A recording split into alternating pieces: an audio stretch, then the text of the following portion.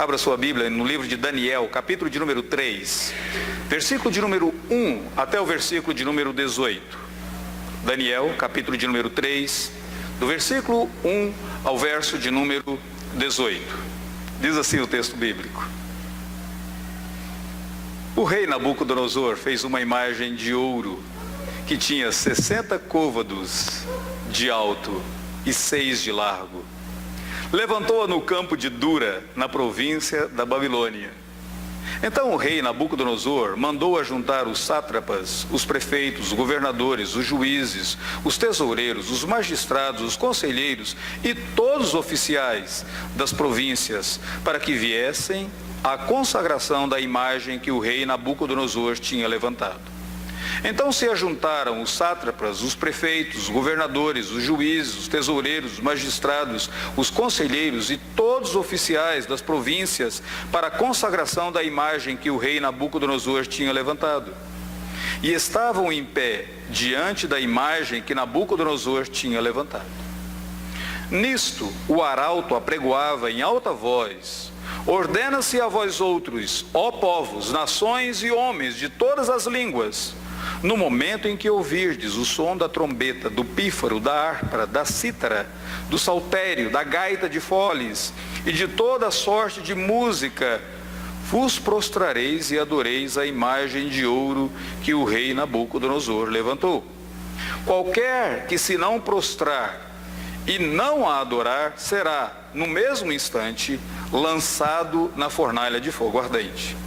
Portanto, quando todos os povos ouviram o som da trombeta, do pífaro, da harpa, da cítara, do saltério, de toda sorte de música, se prostraram os povos, nações e homens de todas as línguas, e adoraram a imagem de ouro que o rei Nabucodonosor tinha levantado.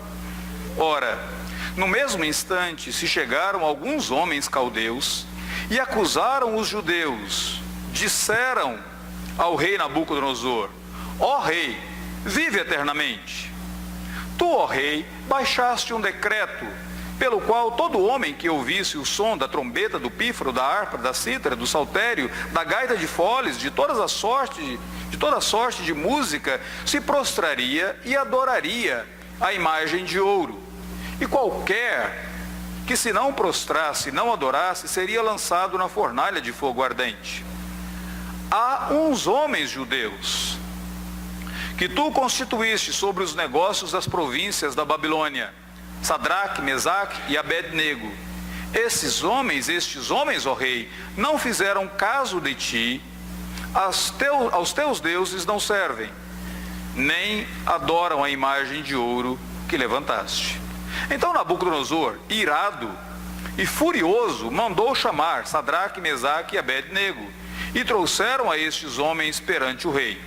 Falou Nabucodonosor e lhes disse: É verdade, ó Sadraque, Mesaque e Abed-nego, que vós não servis aos meus deuses, nem adorais a imagem de ouro que levantei? Agora, pois, estáis dispostos, e quando ouvirdes o som da trombeta, do pífaro, da cítara, da harpa, do saltério, da gaita de foles, prostrai-vos e adorai a imagem que fiz. Porém, se não adorardes, sereis no mesmo instante lançados na fornalha de fogo ardente. E quem é o Deus que vos poderá livrar das minhas mãos?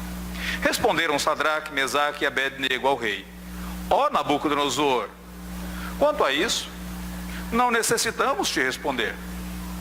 Se o nosso Deus a quem servimos quer livrar-nos, ele nos livrará da fornalha do fogo ardente e das tuas mãos, ó rei. Se não, fica sabendo, ó rei, que não serviremos a teus deuses, nem adoraremos a imagem de ouro que levantaste. Vamos orar nesse momento?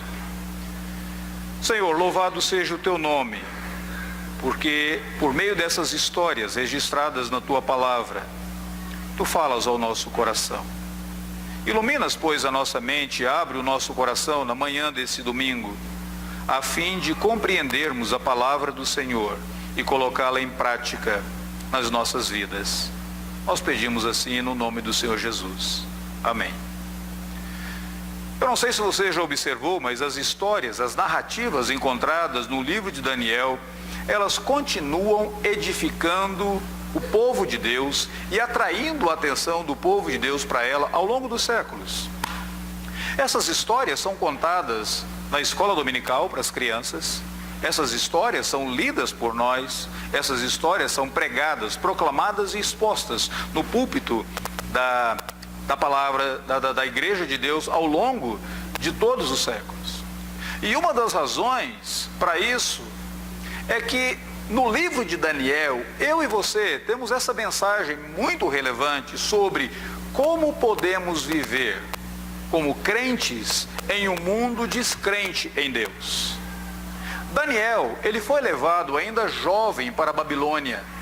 Babilônia era a capital do império naquela época e ela era marcada pela falta de compromisso, pela falta de fé no Deus vivo, no Deus verdadeiro.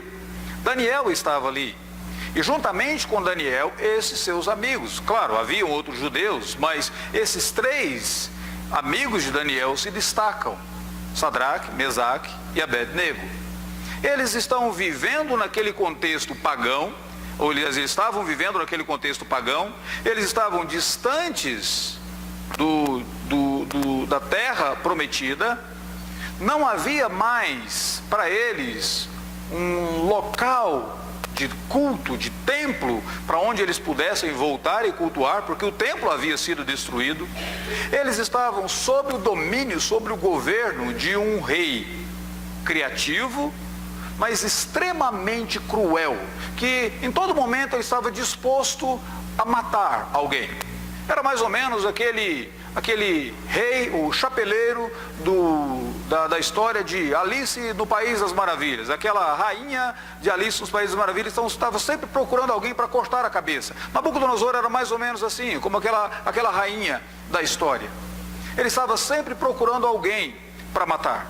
No capítulo de número 2, ele queria matar todos os sábios, simplesmente porque ele teve um sonho, ele não entendeu o sonho e ninguém conseguia explicar. Ele disse: eu tive um sonho. Imagine, alguém que acordou de mau humor e de repente decide matar todas as pessoas. Agora o texto diz que ele fez uma estátua, ele fez uma imagem, e quem não se prostrasse diante dessa imagem seria lançado em uma fornalha ardente. Naquele contexto estavam Daniel e os seus 3 amigos. Esse capítulo 3 não menciona o nome de Daniel, provavelmente ele estivesse em outra província, e como ele era um dos principais servos do rei, provavelmente ele estivesse até mesmo em uma jornada como embaixador de Nabucodonosor. O fato é que no capítulo 3 nós temos apenas esses 3 amigos de Daniel aqui. Nabucodonosor construiu a imagem, ordenou que todos se prostrassem. Os 3 amigos de Daniel não se prostraram. Nabucodonosor ficou ofendido e ele disse: eu vou lançar vocês na fornalha de fogo ardente. E ele faz isso. Depois do capítulo de número 19, você verá que ele cumpriu aquilo que ele havia prometido.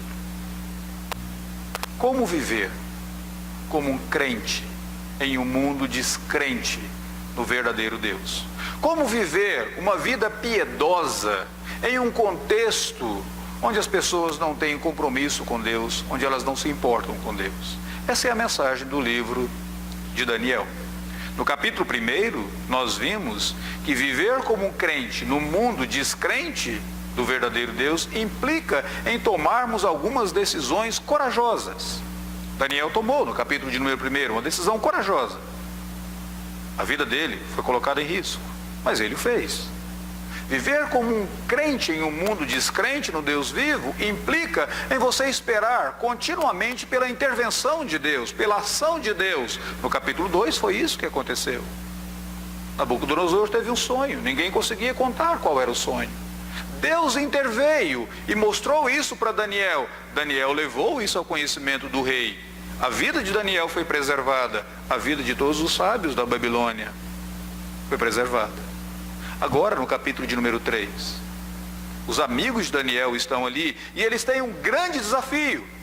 Um desafio de quando você vive como um crente em um mundo descrente do Deus vivo, você está rodeado pela pressão da idolatria. e eles terão que resistir isso. A mensagem desses versículos que nós acabamos de ler é justamente essa: como nós podemos resistir à pressão da idolatria. Porque foi isso que Nabucodonosor exigiu deles. Uma imagem, eles se prostrariam, eles adorariam e a vida deles seria preservada.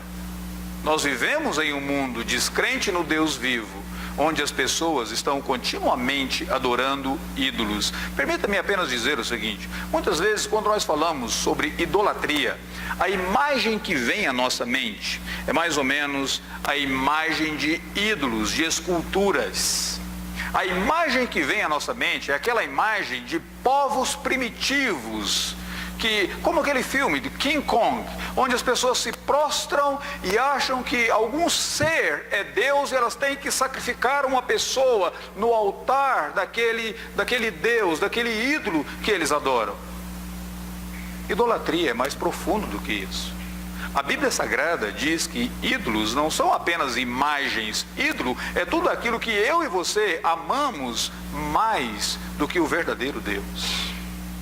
Ídolo é tudo aquilo que eu e você desejamos mais do que Deus. E muitas pessoas desejam a fama, a aceitação pelo grupo, desejam o poder, o controle, desejam o sucesso, o dinheiro, o sexo, qualquer outro elemento. Isso pode ser um ídolo e pode ser transformado em um ídolo na minha vida e na sua vida. Muitas vezes nós não temos de fato uma imagem lá no nosso quarto, lá na nossa casa, mas nós temos imagens, ídolos dentro do nosso coração. Deixa eu compartilhar com vocês, à luz desse texto, algumas características da idolatria e como que nós podemos resistir a ela. Observe aí no versículo de número 1. Eu acho muito interessante você ver o que está acontecendo aqui. Versículo de número 1 diz assim: o rei Nabucodonosor fez uma imagem de ouro que tinha 60 côvados de alto e 6 de largo, e ele levantou essa imagem no campo de Dura. É engraçado, você só lê esse versículo de número 1 depois que lê o capítulo de número 2. Vamos lembrar o que aconteceu no capítulo 2. No capítulo 2, Nabucodonosor estava preocupado com o que haveria de acontecer no futuro. Ele dormiu preocupado, e se você fosse um homem como Nabucodonosor, com todo o poder, mas também cheio de inimigos, você teria 1001 razões para dormir preocupado. Então ele estava preocupado naquela noite com o que haveria de acontecer depois dele. Naquela mesma noite, ele teve um sonho. E Daniel disse que aquele sonho não foi um sonho casuístico, não foi um sonho qualquer, mas o próprio Deus revelou por meio daquele sonho a Nabucodonosor o que Deus haveria de fazer. Dê uma olhada no versículo de número 28 e 29 do capítulo de número 2. Diz assim: há um Deus no céu, isso é Daniel que está falando, há um Deus no céu, o qual revela mistérios, pois fez saber ao rei Nabucodonosor o que há de ser nos últimos dias. O teu sonho e as visões da tua cabeça quando estavas no leito são estas. E assim ele diz que Deus havia revelado aqueles mistérios a Nabucodonosor. Então aquele sonho foi um presente de Deus para Nabucodonosor. Aquele sonho foi uma intervenção de Deus na vida de Nabucodonosor. Nabucodonosor era um pagão, mas Deus interveio. Deus foi gracioso. Deus mandou aquele presente para Nabucodonosor. O sonho era com uma estátua, uma grande estátua. A cabeça era de ouro, os peitos e os braços de bronze, o ventre e os quadris de prata, as pernas de ferro e os pés de barro. Era mais ou menos isso, aquela estátua ali. Nabucodonosor sonha com aquela estátua, e cada parte daquela estátua corresponde a um dos reinos que virão depois de Nabucodonosor. O reino Medo-Persa, os gregos, os romanos, e assim por diante. Deus estava dando para Nabucodonosor um mapa da história. Deus estava dizendo para Nabucodonosor: haverá de acontecer dessa maneira. Então o que Deus fez com Nabucodonosor? Quando o coração dele estava preocupado, quando a mente dele estava inquieta, Deus interveio, Deus deu um presente para ele. Como que Nabucodonosor respondeu à intervenção de Deus? Como que ele respondeu ao presente de Deus? Ao invés de ele adorar a Deus, ao invés dele louvar o Senhor e viver para Deus, ele construiu uma estátua, ele construiu um ídolo, e ele ordenou que todos devessem adorar aquele ídolo. Ele construiu uma estátua, ele consagrou a estátua no versículo de número 2. Então, o que é idolatria? O que é um ídolo? Idolatria, ela se origina naquela resposta distorcida na vida de Nabucodonosor e na minha vida também, quando nós respondemos a uma bênção de Deus, adorando a bênção, ao invés de adorar o verdadeiro Deus. Nós fazemos disso um ídolo. Um ídolo não é apenas coisas más, são coisas boas que acontecem na nossa vida, mas que em um determinado momento nós amamos aquela coisa boa mais do que nós amamos o próprio doador daquela coisa boa. Por exemplo, nós adoramos aquilo que nos dá uma sensação de alegria. Oramos e buscamos o sucesso. O dia que nós obtemos o sucesso, nós adoramos o sucesso mais do que nós adoramos o próprio Deus. Existem pais que eles adoram os filhos.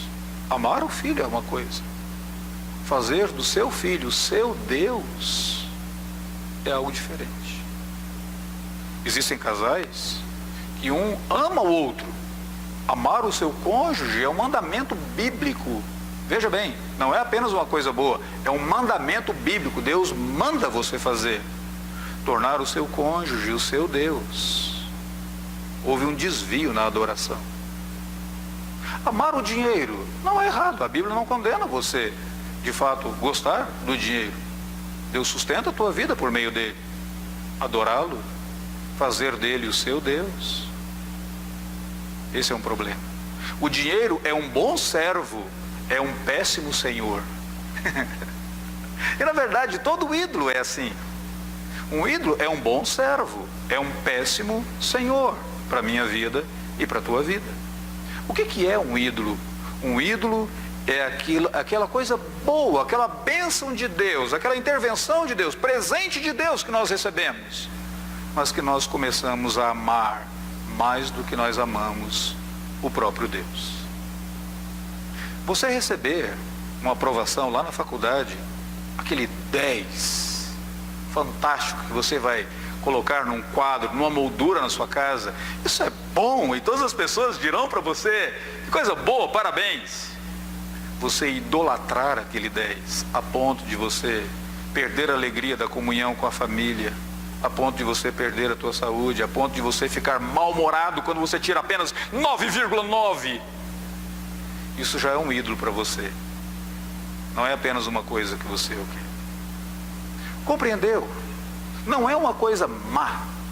A pessoa não se torna viciada na droga pela droga em si, mas é pela sensação prazerosa, gostosa que a droga pode trazer. O problema é que essa droga torna-se um ídolo.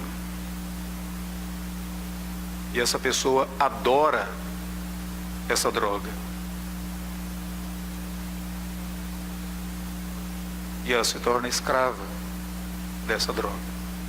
Um ídolo é aquilo que eu e você amamos. Coisas boas que nós amamos, mas nós amamos mais do que a Deus. Segunda coisa que eu gostaria que você observasse nesse texto, está aí, o texto diz: Nabucodonosor levantou uma imagem. E Nabucodonosor ordenou que a imagem fosse adorada. Quando a imagem não foi adorada por 3 homens, 3 judeus, 3 amigos de Daniel, a própria imagem de Nabucodonosor foi colocada em xeque. A sua autoridade foi colocada em xeque. O texto diz que algumas pessoas apareceram ali, versículo de número 8, no mesmo instante chegaram alguns homens caldeus e disseram assim para Nabucodonosor: Nabucodonosor, tem alguns homens aqui no teu reino que eles não te respeitam, que a tua palavra não tem nenhum significado para eles. Naquele momento, era a própria imagem de Nabucodonosor que havia sido colocada em xeque naquele verdadeiro instante. E Nabucodonosor fica irado. E ele diz para aqueles jovens: vocês serão lançados na fornalha de fogo ardente. Aqui nós temos a segunda lição sobre a idolatria. Idolatria sempre diz respeito à percepção e imagem. Nós adoramos aquilo que nos faz parecer bem, aquilo que melhora a nossa imagem para as pessoas, aquilo que nos faz parecer que estamos no controle, que somos bem-sucedidos. Nós não gostamos daquilo que nos faz parecer ruim. Interessante, antigamente, você oferecia qualquer produto para uma pessoa e ela poderia dizer mais ou menos o seguinte: será que eu quero comprar isso ou não? Outro diria: será que eu preciso disso ou não? Hoje em dia você oferece um produto e a pessoa já pensa: isso vai me fazer parecer bem. Como que isso vai me fazer parecer para os meus colegas? Um carro novo, uma casa nova, um iate. Como que isso vai me fazer parecer para as pessoas? Como que eu vou parecer no Facebook? Não é? Qual que vai ser a foto que eu vou tirar e mandar para o WhatsApp para todos? E vou dizer: veja bem como estou. É engraçado. Geralmente eu tenho alguns colegas que eles me mandam fotos, nenhum deles me manda foto de um Fusquinha, ele pertinho de um Fusca 77. Mas normalmente eles se colocam assim, agachados ou próximo a uma Ferrari, e eles me mandam a foto. Na verdade isso não mexe comigo, eu nem sei o que é uma Ferrari, nem sei a potência de uma Ferrari. Mesmo se eu soubesse, morando em São Paulo, eu não conseguiria andar mais do que 60. A própria prefeitura me proíbe fazer isso. Então não seria tão interessante assim. Mas observe que você pousar ao lado de uma Ferrari dá mais status do que você pousar ao lado de um Fusquinha 77. Correto? Mais status, melhora a sua imagem. Aqui é uma coisa bem interessante. Idolatria diz respeito à imagem. Nós adoramos aquilo que nos faz parecer bem aos olhos dos outros. Nós adoramos a nossa imagem pessoal. E nós ficamos ofendidos quando a nossa imagem é colocada em xeque. Como Nabucodonosor ficou ofendido. Quando na brincadeira, na família, alguém faz uma piada com a nossa imagem e aquilo afeta a nossa imagem, nós ficamos mal-humorados.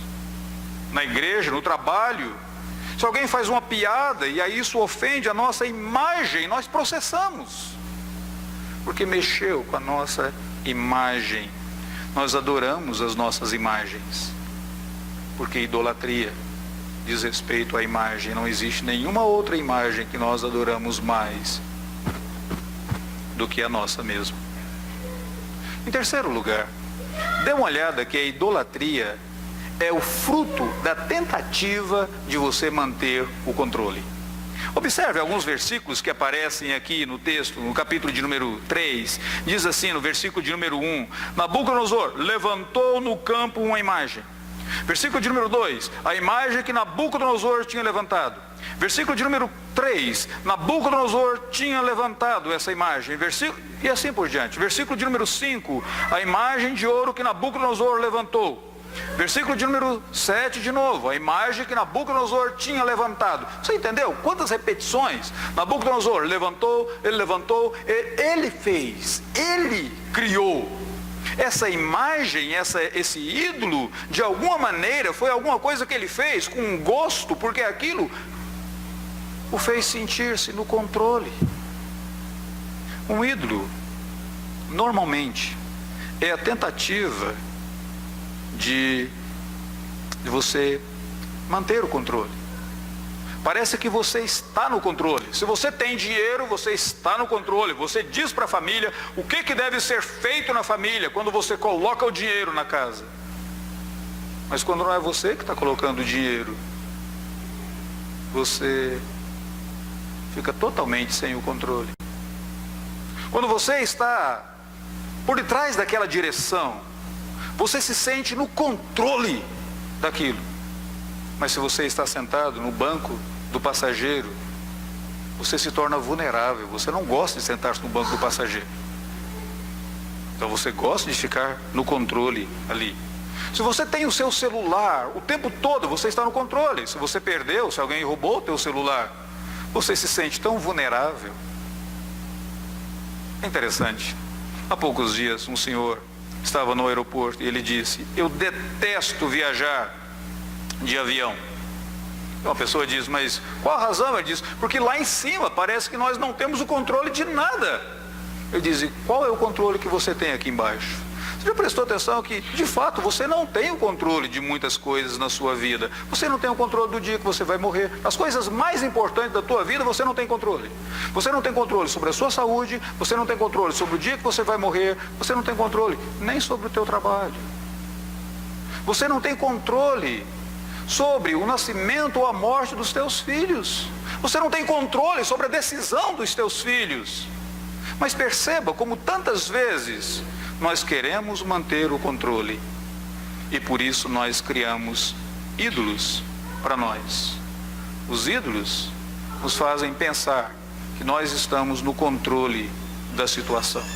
Quando chegam aqueles 3 amigos de Daniel, Sadraque, Mesaque e Abednego, quando eles chegam ali e eles mostram para o rei que eles não estão dispostos a adorar a imagem do rei, ele não sabe o que faz. Porque ele estava no controle, então agora ele precisa matar aqueles que estavam no controle. Isso nos conduz à 4ª lição. Toda idolatria, ela exige sacrifícios. Todo ídolo exige sacrifício. E a idolatria invariavelmente resulta em sacrifícios na nossa vida. A imagem de Nabucodonosor, ela não podia exigir sacrifício. Mas quando a imagem não foi adorada e quando o próprio Nabucodonosor foi ofendido, o que aconteceu? Nabucodonosor ordenou o sacrifício daqueles 3 amigos de Daniel ali. Todo ídolo exige sacrifício. Quando você adora o seu trabalho fará você se sacrificar por ele. Quando você adora as suas notas lá na faculdade, você vai se sacrificar por elas. E não apenas você vai se sacrificar por elas, mas você vai sacrificar outras pessoas por elas. Quando você adora a fama, outros serão sacrificados para que você obtenha essa fama. Muitas vezes você tem que fazer outros parecerem feios para que você pareça bonito. Relacionamentos são sacrificados. Recentemente eu estava conversando com um senhor, crente, médico, e ele disse: eu ganhei muito dinheiro no exercício da medicina, muito dinheiro, mas eu sacrifiquei o meu relacionamento com a minha família. Hoje eu já estou aposentado, hoje eu entendi o erro que eu fiz, e hoje eu fico visitando e tentando reconquistar as minhas filhas. Já pensou que tristeza? Você trabalha o tempo todo para obter tudo aquilo que você deseja e quer, porque aquilo é importante para você, aquilo te faz, aquilo mexe com a sua imagem. A casa, o carro, o iate, a viagem, o dinheiro, a conta bancária. E você olha depois e diz: você perdeu a tua saúde, você perdeu o teu relacionamento, você não cultivou tempo com a tua esposa, você perdeu o relacionamento com os teus filhos. Um ídolo, ele exige sacrifício. Toda idolatria exige sacrifício. E é mais ou menos assim. E você sabe como que isso funciona no próprio relacionamento. Você quer alguma coisa, mas você nunca diz: eu quero. Logo, aquilo que você quer é comunicado na sua mente, ao seu coração, como: eu mereço isso. E depois do eu mereço, eu exijo isso.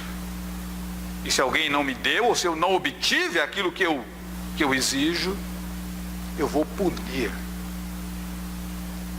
quem se colocou no meu caminho. Agora sim, alguém será sacrificado. Eu conheci um senhor com uma empresa, uma pequena empresa, promissora, mas ele perdeu toda a sua empresa E até hoje ele lida com dívidas terríveis. Porque todos os dias, antes de ir para a empresa, ele ficava em casa assistindo filmes pornográficos. A esposa saía, ia trabalhar. A filha era levada para a escola. E ele em casa, se alimentando do seu ídolo, sacrificando o tempo, sacrificando os seus talentos, sacrificou a empresa. Hoje ele está endividado. Quais são os ídolos na sua vida que têm exigido sacrifícios e impedido que você tenha verdadeira alegria no verdadeiro Deus? Em último lugar, nós realmente precisamos concluir. Como que nós podemos resistir à idolatria? Dê uma olhada na resposta dos amigos de Daniel. Nós voltaremos isso no próximo domingo, mas dê uma olhada na resposta dos amigos de Daniel, versículo de número 16. Responderam Sadraque, Mesaque e Abednego ao rei: ó rei Nabucodonosor, quanto a isso nós não necessitamos te responder. Se o nosso Deus a quem servimos quiser livrar-nos, ele nos livrará da fornalha de fogo. Como que os amigos de Daniel resistiram à proposta da idolatria? Só teve uma maneira, uma perspectiva correta, grande, abrangente, verdadeira, da grandeza, da majestade, do poder de Deus. Eles estavam dizendo: esse é o nosso Deus, esse é o Deus que nós temos um relacionamento com Ele, esse é o Deus que pode nos livrar até da fornalha de fogo ardente. Se nós morrermos, morreremos, porque a nossa vida não se limita aqui, nós temos uma eternidade, poderia haver inclusive a própria ressurreição. Essa perspectiva da grandeza de Deus, da abrangência, do amor e da bondade de Deus, só isso pode livrar a mim e a você de nos prostrarmos diante dos ídolos que nós mesmos criamos aqui nessa terra.